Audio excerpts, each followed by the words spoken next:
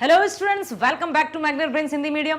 मैं लाली वर्मा सभी विद्यार्थियों का बहुत बहुत स्वागत करती हूँ। स्वागत करने के साथ साथ ये आशा भी करती हूँ कि आप सभी स्वस्थ होंगे, खुश होंगे, प्रसन्नचित होकर अपने सभी कार्य कर रहे होंगे। प्रिय विद्यार्थियों, हमारे जीवन में कई तरह के उतार चढ़ाव आते हैं, कई तरह के संघर्ष आते हैं। अभी आप विद्यार्थी जीवन काल में हैं।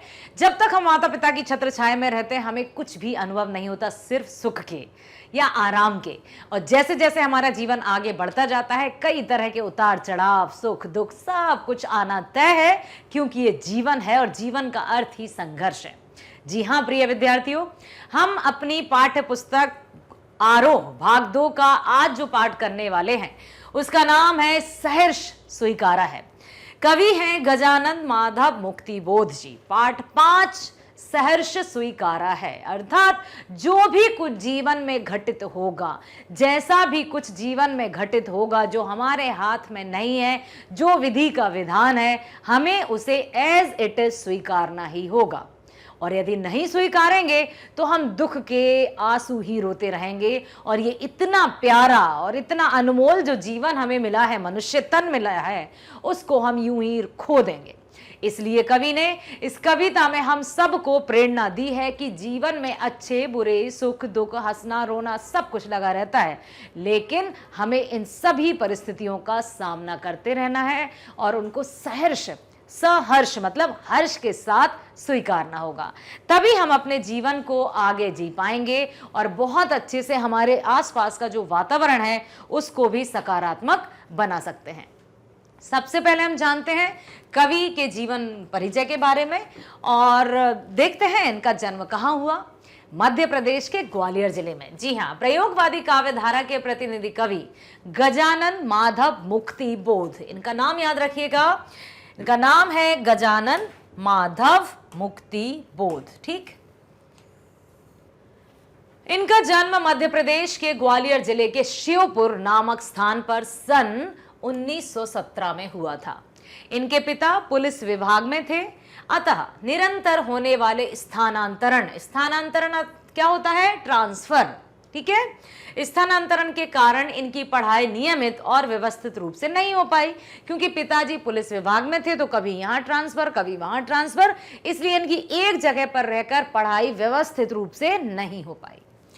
सन 1954 में इन्होंने नागपुर विश्वविद्यालय से एमए किया हिंदी में। करने के बाद राजनांद गांव के डिग्री कॉलेज में अध्यापन कार्य आरंभ कर दिया। अध्यापन अर्थात टीचिंग, ठीक है, पढ़ाना शुरू कर दिया। इन्होंने अध्यापन, लेखन और पत्रकारिता, याद रखिएगा, इन्होंने अध्यापन भी किया, लेखन भी किया और साथ ही साथ पत्रकारिता, सभी क्षेत्रों में अपनी योग्यता, प्रतिभा एवं कार्य क्षमता का परिचय दिया। जिस भी क्षेत्र में ये गए, इन्होंने अपनी कार्य क्षमता का परिचय दिया। कहते हैं ना, जो तारा रहता है या जो हीरा रहता है वो कहीं भी रह जाए, कहीं पर भी उसको रख दो, वो अपनी चमक कभी नहीं खोने देता। इसी तरह से कुछ हमारे साहित्यकार हैं, रचनाकार हैं, कवि हैं, जिन्होंने अपनी रचना से, अपने हुनर से, अपनी दक्षता से, अपनी कुशलता से अपने आप का हम सबको परिचय दिया। गजानन माधव मुक्तिबोध जी हमेशा जो जीवन की वास्तविकताएं हैं उनसे संबंधित रचनाएं करते हैं। मुक्तिबोध को जीवन पर्यंत संघर्ष करना पड़ा और अक्सर जो रचनाएं होती हैं वो स्वयं के जीवन पर घटित ही होती हैं और हम सबको लगता है कि कवि क्या कल्पना करते हैं, बहुत अच्छी उड़ानें भरते हैं।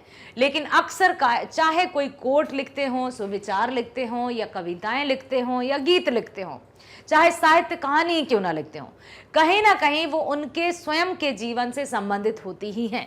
तो कवि ने अपने जीवन में बहुत तरह की यातनाएं सही होंगी, संघर्षपूर्ण रहा है उनका जीवन, ठीक है, और संघर्षशीलता से इन्हें चिंतनशील एवं जीवन को नए दृष्टिकोण से देखने को प्रेरित किया।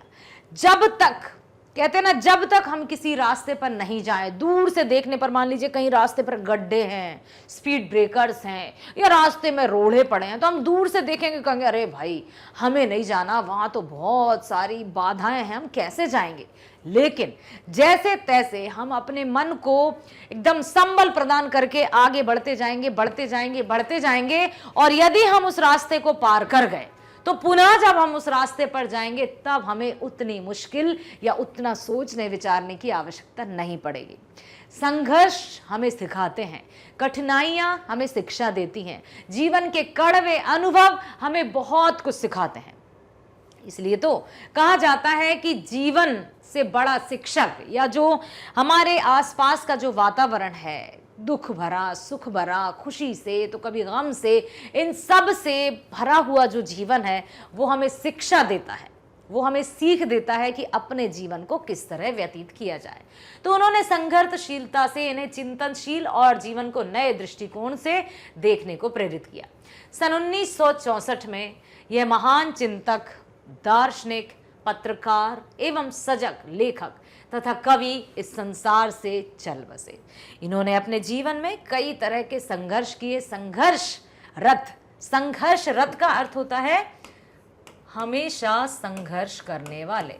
संघर्ष रत सुना होगा आपने, रत जैसे अध्ययनरत। मैं इस कक्षा में, जैसे आप कह सकते हैं मैं कक्षा 12वीं में अध्ययनरत हूं, मतलब अभी भी आप कक्षा 12वीं में पढ़ रहे हैं। क्लियर? तो संघर्षरत या अध्ययनरत, रत जहां लग जाता है रत, तो वो प्रेजेंट में आ जाता है कि हाँ अभी भी ये कार्य हो रहा है। तो इन्होंने अपने जीवन में कई तरह के उतार चढ़ाव देखे हैं और उन्हीं से ओतप्रोत उनके जीवन में जिस तरह की जो घटनाएं हैं या जिस तरह का उनका जीवन रहा है उसी से संबंधित उन्होंने इस कविता की रचना की है जो हम सबको प्रेरित करती है। क्योंकि ये कविता उन्होंने अपनी माँ या अपनी प्रिया या प्रेसी या प्रेमिका को आधार बनाकर लिखा है कि किस तरह से उनके हर एक पल में, चाहे वो सुख का हो दुख का हो, अक्सर क्या होता है सुख में तो सब साथ देते हैं और दुख की जब बात आती है तो अपने जो खास अपने होते हैं ना वे भी हमारा हाथ छुड़ाकर भाग जाते हैं। लेकिन यहाँ जो बात की है कवि ने वो इस तरह से की है कि उनकी माँ, देखिए माँ तो माँ होती है, माँ का स्थान कोई नहीं ले सकता। वो भी सुना होगा आपने कि भगवान स्वयं यहाँ पर नहीं आ सका तो उसने माँ बना दी, और माँ तो सर्वोपरि है, माँ की तुलना तो हम किसी से कर भी नहीं सकते हैं। तो माँ ऐसी है, माँ वो होती है जो हमें या हमारे दुखों को हमारे बताने से पहले ही हमारे चेहरे को देख कर पढ़ लेती है कि कहीं कुछ तो दुख है तुम्हें, बताओ बेटा, तरह तरह से वो हमें खुश करने का प्रयास करती है। ठीक उसी प्रकार से कवि ने प्रिया या प्रेमिका या प्रेयसी का भी कहा है। प्रिया, प्रेम। अच्छा पहले हम जान लेते हैं कि आखिर प्रेम क्या है। अक्सर प्रेम को मोह से जाना जाता है कि भाई प्रेम क्या है, प्रेम मोह है। नहीं, अक्सर मोह को या आकर्षण को प्रेम का नाम दे दिया जाता है, लेकिन मोह और प्रेम में बहुत अंतर है। प्रेम क्या है? प्रेम तो परमात्मा की दिया हुआ एक अनमोल उपहार है। तो हम कह सकते हैं प्रेम तो परमात्मा है। ठीक है। प्रेम और क्या है? प्रेम पवित्रता है। प्रेम पवित्रता है। और क्या है प्रेम? प्रेम निस्वार्थता है, जहां किसी भी तरह का कोई स्वार्थ ना हो, निस्वार्थ। ठीक। और क्या है प्रेम? बताइए। प्रेम त्याग है। प्रेम त्याग है। और क्या है प्रेम? प्रेम समर्पण है। प्रेम समर्पण है। प्रेम श्रद्धा है। प्रेम पूजा है। ठीक है, प्रेम पूजा है। और प्रेम बताइए और क्या है? ये एक आपके लिए छोड़ के रखा है, आप कमेंट बॉक्स में लिखकर बताएंगे। तो यहां पर दिया जाता है कि भाई जहां कुछ अच्छी वस्तु या कोई सुंदर व्यक्ति दिखा तो हमें लगता है हमें प्रेम हो गया। वो प्रेम नहीं, वो आकर्षण है, क्योंकि प्रेम तो जीवन पर्यंत चलता है। यहां पर बिल्कुल यही हम लिख सकते हैं कि जो जीवन पर्यंत चलता है, जीवन पर्यंत मतलब जब तक जीवन है तब तक प्रेम है। यदि किसी निश्चित समय अवधि तक कोई वस्तु या व्यक्ति अच्छा लग रहा है तो वो प्रेम कदापि नहीं है, वो तो कुछ क्षण मात्र का आकर्षण है, जिसकी कुछ अवधि हो सकती है, कुछ दिन हो सकते हैं, कुछ महीने हो सकते हैं या कुछ वर्ष हो सकते हैं। लेकिन प्रेम तो जीवन पर्यंत चलता है, जिसका कोई भी एंड नहीं है। ठीक है, जब तक जीवन है जब तक प्रेम है, और यही है प्रेम की परिभाषा। तो यहाँ पर जो माता पिता का है वो प्रेम है, क्योंकि माता पिता के प्रेम में हमेशा या सदा सदा से देखा जाता है निस्वार्थ है। वो निस्वार्थ निष्पक्षता के साथ अपने बच्चों का पालन पोषण करते हैं। उन्हें किसी तरह की ये आस या उम्मीद नहीं रखते हैं कि तुम कमाओगे तो सारे पैसे मुझे ला कर देना। ठीक उसी तरह से यदि प्रेम आपके जीवन में आ गया है, यदि प्रेम आपको पवित्रता के साथ प्राप्त हो गया है, तो परमात्मा को धन्यवाद दीजिए, क्योंकि प्रेम एक ऐसी शक्ति है जो हमें दोगुनी शक्ति प्रदान करती है, जीने की एक इच्छा जागृत करती है। तो यहां पर इस कविता में कवि ने संघर्ष करते करते अपने जीवन में अपनी माँ और अपनी प्रिया या प्रेयसी को स्थान दिया है कि किस तरह से उनकी याद या उनका जो दिया हुआ तोहफा है या उपहार है या उनके द्वारा दिया गया जो प्रेम है मुझे जीने के लिए प्रेरित करते हैं। ठीक है, लिखा है सहर्ष स्वीकारा है, जिंदगी में जो कुछ है जो भी है सहर्ष स्वीकारा है, जैसा भी जीवन है उसको खुशी खुशी स्वीकार किया है, इसीलिए कि जो कुछ भी मेरा है वह तुम्हें प्यारा है, वह तुम्हें प्यारा है। यहां पर तुम्हें मां या प्रेमिका के लिए है। ठीक है, मां या प्रेयसी भी कहते हैं प्रेमिका को, प्रेयसी या प्रिया, ये सब कहा जा सकता है। सच्चाई है और प्रेम सच्चाई है। ठीक है, सच्चाई, इसमें कोई झूठ कोई दिखावटीपन नहीं होता, कोई दुराव छुपाव नहीं होता। मैंने सब कुछ सहन किया है, सब कुछ, क्योंकि जो कुछ भी मुझे अच्छा लगता है, जो कुछ भी मेरा है वह तुम्हें प्यारा है। गर्बीली गरीबी यह ये गंभीर अनुभव सब, चाहे मैं गरीबी में जीऊं, चाहे मैं तो अपनी गरीबी में जीकर भी गर्व का अनुभव करता हूं, क्योंकि मुझे लगता है कि इतने संघर्षों के बाद भी यदि मुझे गरीबी मिली है तो वो भी सब कुछ ईश्वर की देन है, इसलिए मैंने इसको भी गर्व के साथ स्वीकार कर लिया और तुम्हें यह भी प्यारा है। तो यहां पर कवि ने यही कहा है। आइए पढ़ते हैं अगली पंक्तियां। यह विचार वैभव सब, गरीबी को भी तुमने स्वीकार किया, धन वैभव संपत्ति को भी तुमने स्वीकार किया। ऐसा नहीं है कि मेरे पास धन दौलत संपन्नता थी तो तुमने मेरा साथ दिया और जब मेरे पास से ये धन संपत्ति दूर चली गई और गरीबी में आ गया तो तुमने मुझसे नाता तोड़ लिया। ऐसा नहीं हुआ, तुमने हर पल हर वक्त मेरा साथ दिया है। यह विचार वैभव सब, दृढ़ता, यह भीतर की सरिता, यह अभिनव सब कुछ मौलिक है, सच्चाई है, बेस है। ठीक है, यही जीवन की वास्तविकता है, यथार्थ है। इसलिए कि पल पल में जो कुछ भी जागृत है, अपलक है, संवेदन तुम्हारा है।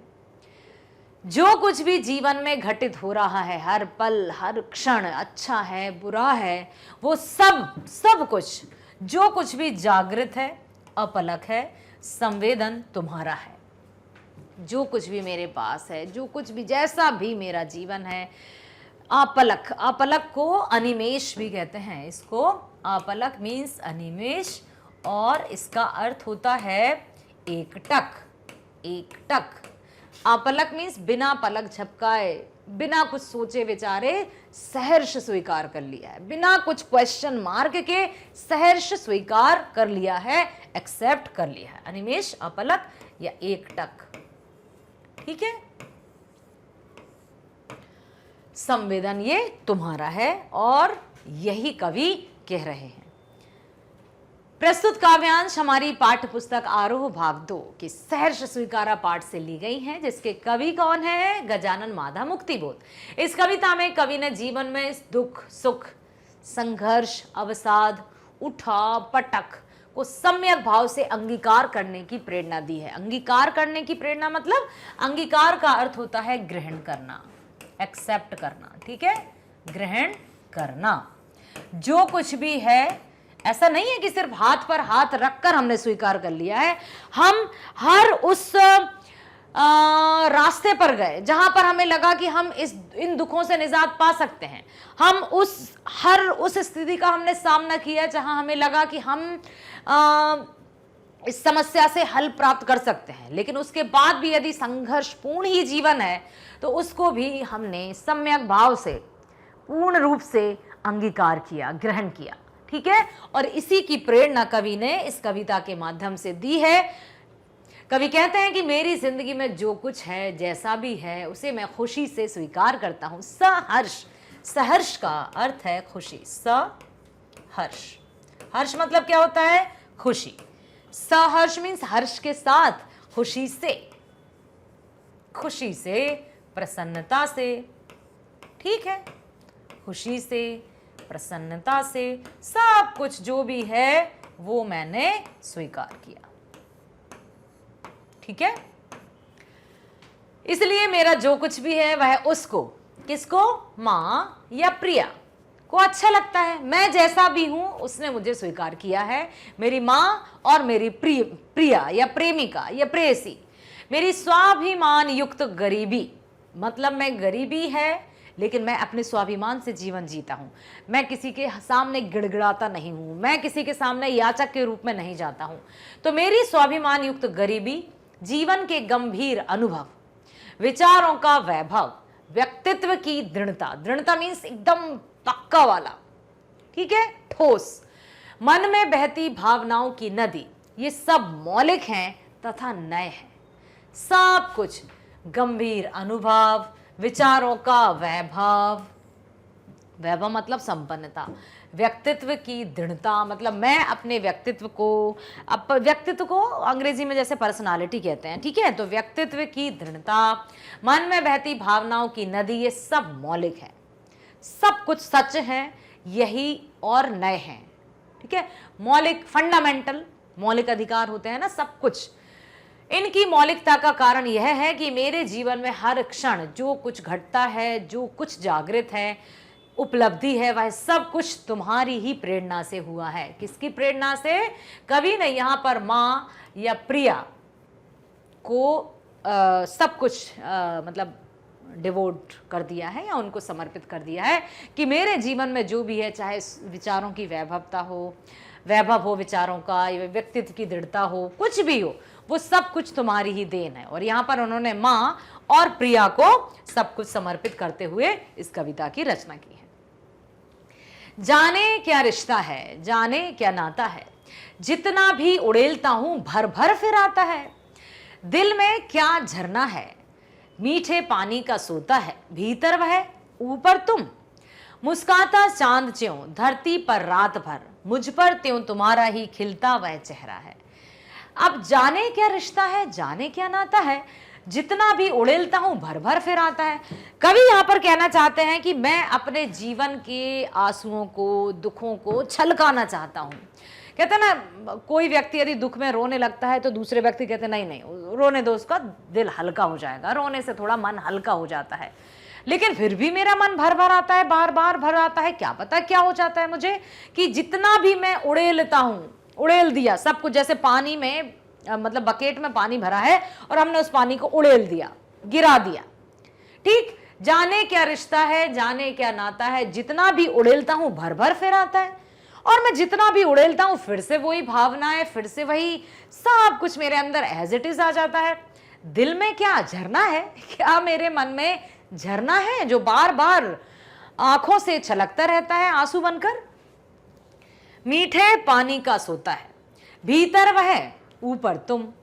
मुस्काता चांद ज्यों धरती पर रात भर, मुझ पर त्यों तुम्हारा ही खिलता वह चेहरा है। अब उन्होंने ये भी कहा है कि जीवन जो संघर्षों से भरा है, जीवन जो दुखों से भरा है, फिर भी मैं खुशी से उस जीवन को एक्सेप्ट करता हूं और जीता जाता हूं, क्योंकि मुझे तुम्हारा मुस्कुराता हुआ चेहरा दिखाई देता है। तुम्हारा मुस्कुराता हुआ चेहरा मुझे जीने की प्रेरणा देता है, तुम्हारा मुस्कुराता हुआ चेहरा मुझे आगे बढ़ने की प्रेरणा देता है, तुम्हारा खिलता हुआ चेहरा मुझे एक नई ऊर्जा प्रदान करता है। तभी कहते हैं कि तुम्हारे साथ ना जाने कौन सा संबंध है या ना जाने कैसा नाता है कि मैं अपने भीतर समाये हुए तुम्हारे स्नेह रूपी जल को जितना भी बाहर निकालता हूं, मतलब इतना घनिष्ठ संबंध है तुमसे कि मैं चाह कर भी उसको जितना भी उड़ेलता हूं फिर भी भर आता है। तो क्या पता कैसा नाता है कि मैं अपने भीतर समाये हुए तुम्हारे स्नेह रूपी जल को जितना भी बाहर निकालता हूं फिर से चारों ओर से सिमट कर चला आता है और मेरे हृदय में भर जाता है।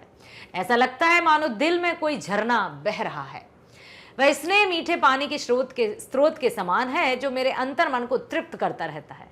जो तुम्हारा स्नेह है, जो तुम्हारा प्रेम है, मैं कितना भी मेरे सामने कैसी भी विपरीत परिस्थितियां क्यों ना आ जाएं, लेकिन तुम्हारे मुस्कुराते हुए चेहरे के या तुम्हारा जो दिया हुआ स्नेह है उसके सहारे सब कुछ मैं अंतर मन को तृप्त मतलब संतुष्ट, तृप्त का अर्थ होता है संतुष्ट, मैं किसी भी तरह से दुखी नहीं होता हूं, मैं पूरी तरह से सेटिस्फाइड या तृप्त हो जाता हूं। इधर मन में प्रेम है और उधर तुम्हारा चांद जैसा मुस्कुराता हुआ चेहरा अपने अद्भुत सौंदर्य के प्रकाश से मुझे नहलाता रहता है। कवि का आंतरिक व बाह्य जगत दोनों उसी स्नेह से युक्त स्वरूप से संचालित होते हैं। कवि ने अपनी प्रिया या अपनी प्रेयसी के लिए यहाँ पर बहुत अच्छे शब्दों का प्रयोग करते हुए कहा है कि ऐसा लगता है मानो कि हर तरफ बस तुम्हारा ही तुम्हारा प्रेम है मेरे ऊपर, या ममता की छांव है, क्योंकि उन्होंने माँ और प्रिया दोनों के लिए कविता संबोधित की है, दोनों के लिए इस कविता की रचना की है। तो यहाँ पर कवि इस रचना के माध्यम से हम सबको भी ये प्रेरणा देना चाहते हैं कि अपने जीवन में कभी दुख आते हैं तो उन सुखों को हमें कभी नहीं भूलना चाहिए जो हमारे जीवन में आए हैं, क्योंकि हर एक व्यक्ति के जीवन में सुख के पल तो आते ही हैं। तो जब कभी हम उदास हों, जब कभी हम दुखी हों, तो उन सुख के पलों को याद कर लिया करें ना, ताकि ये दुख हल्का हो जाए। कवि ने तो ऐसा ही किया है, तो हम भी ऐसा ही करना चाहिए, है ना।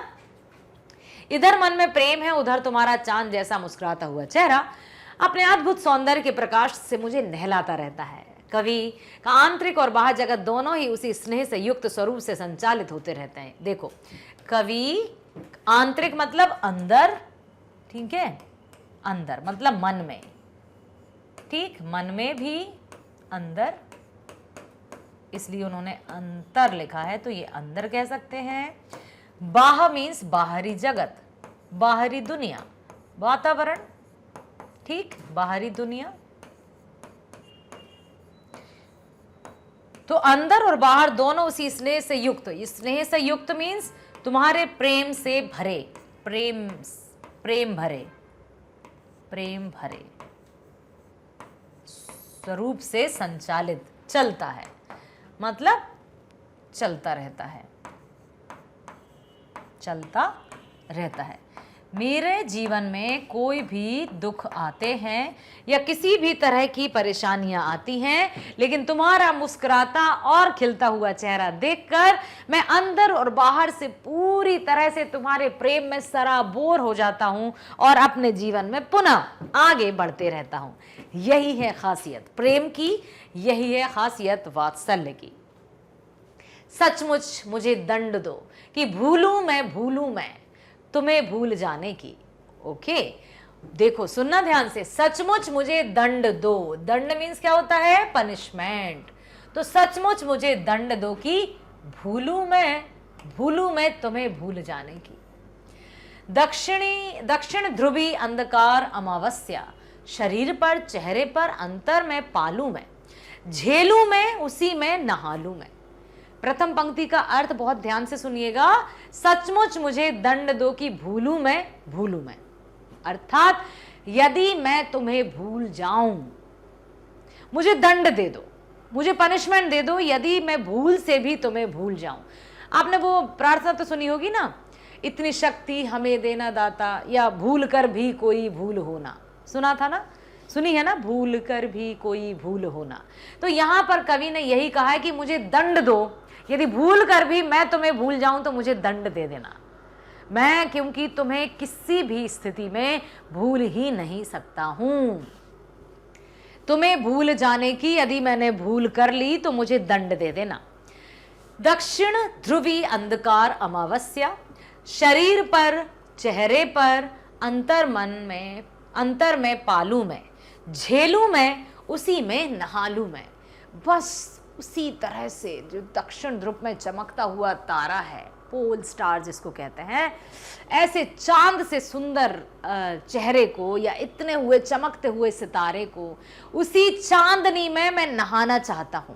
तुम्हारे प्रेम में सराबोर होकर मैं डूबना चाहता हूं, इसलिए कि तुमसे ही परिवेष्टित आच्छादित रहने का रमणीय यह उजेला अब सहा नहीं जाता है, नहीं सहा जाता है। अर्थात परिवेष्टित, आच्छादित मतलब छाया हुआ, शरीर पर चेहरे पर अंतर में पालू मैं मतलब तुम दूर हो या मैं तुमसे दूर हूं, लेकिन तनिक भी मुझे ऐसा नहीं लगता है कि मैं तुमसे दूर हूं। ऐसा लगता है कि संपूर्ण वातावरण में बस तुम ही तुम हो। ऐसा लगता है ये चांदनी, ये रात, ये सब कुछ, ये सुंदरता, ये पूरी तरह से दूधिया रात या चांदनी निर्मल स्फटिक की तरह, ये सब कुछ मेरे लिए है। ठीक है, रहने का रमणीय उजेला अब सहा नहीं जाता, नहीं सहा जाता। बस अब यही कहना कवि चाहते हैं। ममता के बादल की मंडराती कोमलता भीतर पिराती है। यहाँ पर कवि ने ममता या वात्सल्य या माँ के ममता को ध्यान में रखते हुए कहा है कि कमजोर और अक्षम अब हो गई है आत्मा ही है। छटपटाती छाती को भवित्वता डराती है, बहलाती सहलाती आत्मीयता बर्दाश्त नहीं होती है। एक तरफ प्रिया के लिए उन्होंने तरह तरह से चांदनी या इस तरह के उपमानों का वर्णन किया है या उपमान दिए हैं।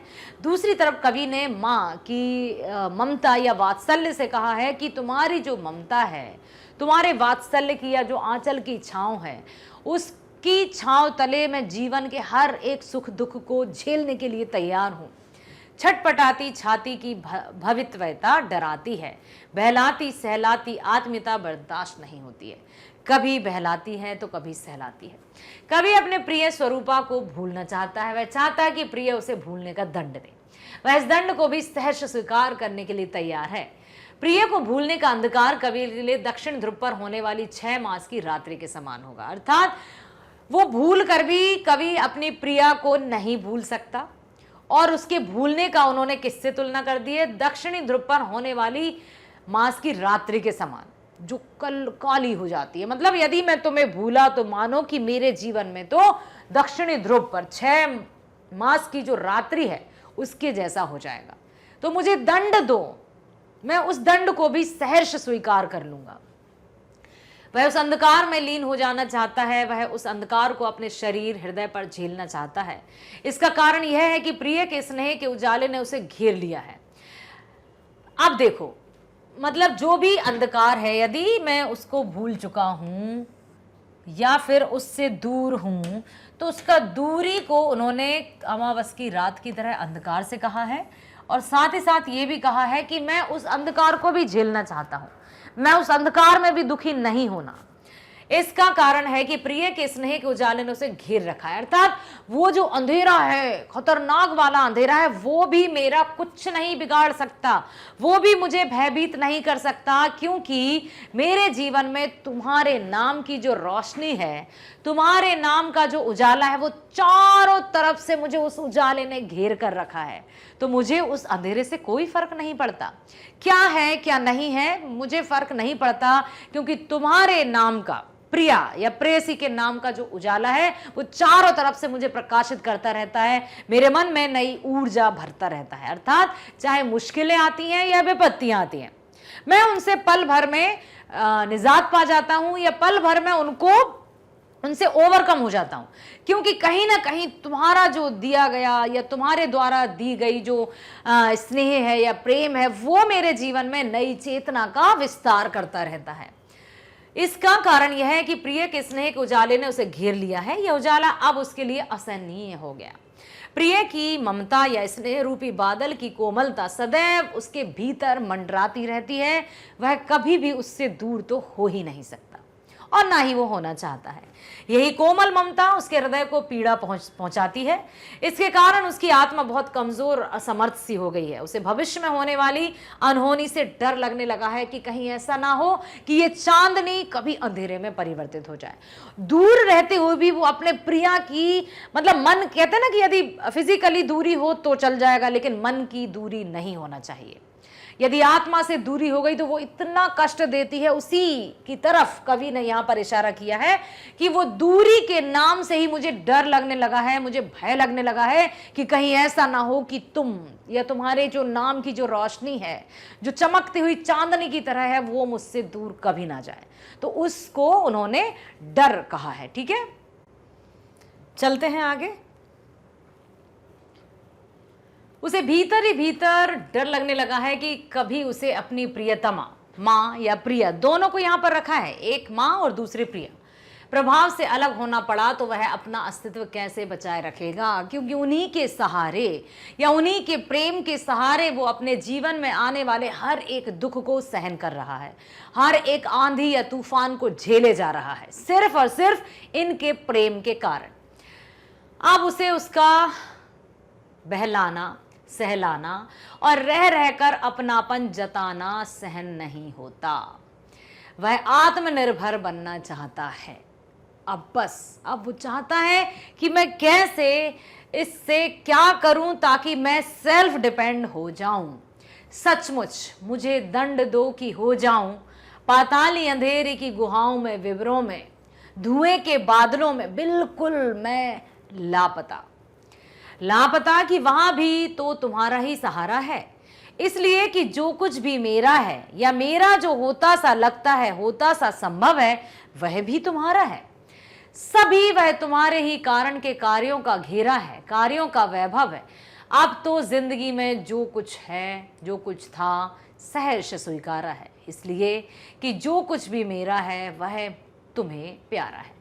अब आगे कवि कहते हैं, सचमुच मुझे दंड दो कि हो जाऊं पाताली अंधेरी की गुहाओं में, विवरों में, धुएं के बादलों में, बिल्कुल लापता।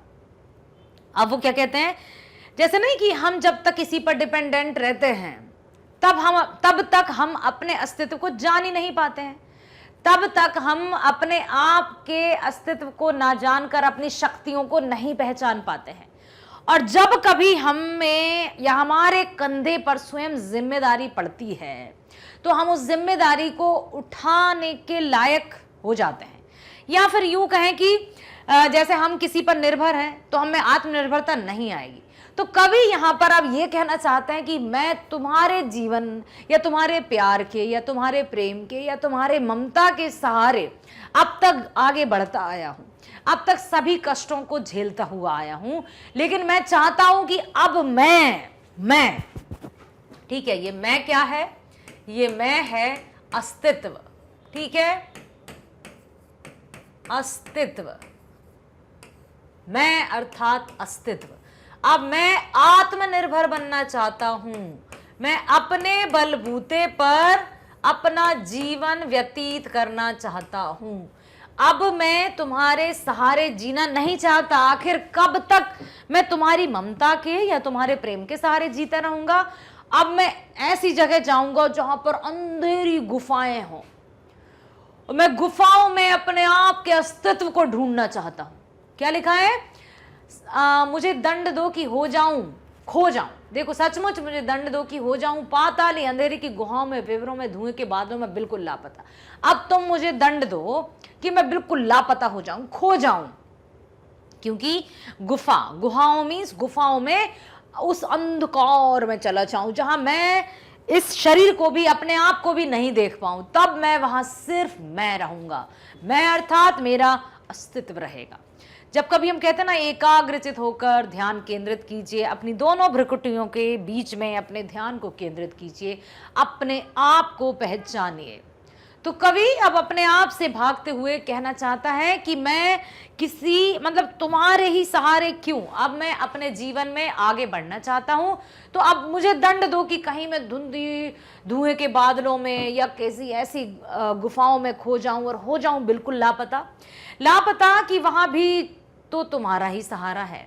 इसलिए कि जो कुछ भी मेरा है या मेरा जो होता सा लगता है, होता सा संभव है, वो भी तुम्हारा है। फिर पुनः कहते हैं कि क्या मैं उन गुफाओं में लापता हो जाऊंगा। लेकिन फिर पुनः उनके मन में ख्याल आता है कि मैं जो तुमसे कह रहा हूं कि मुझे दंड दो, यदि तुम मुझे दंड दोगे कि ठीक है चले जाओ, तुम मुझसे दूर चले जाओ, तो जब मैं दूर चला जाऊंगा तो वो भी तो तुम्हारे ही कारण मैं दूर जाऊंगा। तो फिर मैं क्या हूं, मैं तो कुछ भी नहीं हूं, मैं तो जो कुछ भी हूं वो तुम ही हो। अर्थात मेरे अंदर जो कुछ भी है, जो भी कुछ भी मेरा है, वो सब कुछ होता सा लगता है। आपने आरती की वो पंक्ति सुनी होगी ना, तेरा तुझको अर्पण क्या लागे मेरा। मेरे पास क्या है जो मैं तुम्हें समर्पित करूं, या मेरे पास क्या है जो मैं स्वयं रख लूं। मेरे पास तो मेरा कुछ भी नहीं है, क्योंकि ये शरीर भी मेरा नहीं है, ये सोच भी मेरी नहीं है, मैं तो कुछ हूं ही नहीं। क्योंकि यदि ये मैं होता तो आईने के समक्ष जब हम खड़े होते हैं मिरर या दर्पण, दर्पण भी कहते हैं आईने को। तो जब हम आईने के समक्ष खड़े होते हैं तो उसमें जो प्रतिबिंब या हमारी छवि दिखाई देती है, यदि ये मैं होता तो उस आईने से आवाज आती, लेकिन वो तो आवाज भी नहीं आती। इसका अर्थ ये हुआ कि ये भी मैं नहीं हूं, तो जो कुछ भी है सब कुछ तुम्हारा है, या मेरा जो होता सा लगता है या जो भी संभव है वो भी तो तुम्हारा है। वह सभी वह तुम्हारे ही कारण के कार्यों का घेरा है, कार्यों का वैभव है, सब कुछ तुम्हारा ही है। ठीक, अब तक तो जिंदगी में जो कुछ था, जो कुछ है, सहर्ष स्वीकारा है, इसलिए कि जो कुछ भी मेरा है वह तुम्हें प्यारा है। पुनः कवि फिर कहते हैं कि अब तक जो भी मेरे जीवन में घटित हुआ उसको मैंने खुशी से स्वीकार किया। सुख आया, दुख आया, धूप आई, छांव आई, दिन रात, खुशी गम, सब कुछ आया, मैंने सब को हंसते हंसते स्वीकार कर लिया, क्योंकि जो कुछ भी मेरा है वह तुम्हें प्यारा है। अर्थात मैं अपने जीवन से, अपनी आत्मा से या अपने जीवन में तुम्हारे प्रेम, तुम्हारी ममता या तुम्हारे वात्सल्य के सहारे में जो सहता आया हूं, उसके अलावा तो शायद मैंने कुछ भी नहीं किया।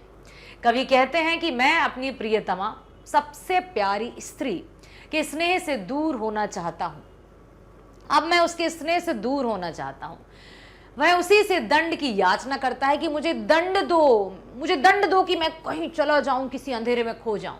वह ऐसा दंड चाहता है कि प्रियतमा के ना होने से वह पाताल की अंधेरी गुफाओं और सुरंगों में खो जाए। पाताल मतलब कहते ना आकाश लोक, पृथ्वी लोक और पाताल लोक, नीचे अंधेरी कहीं गुफाओं में खो जाए।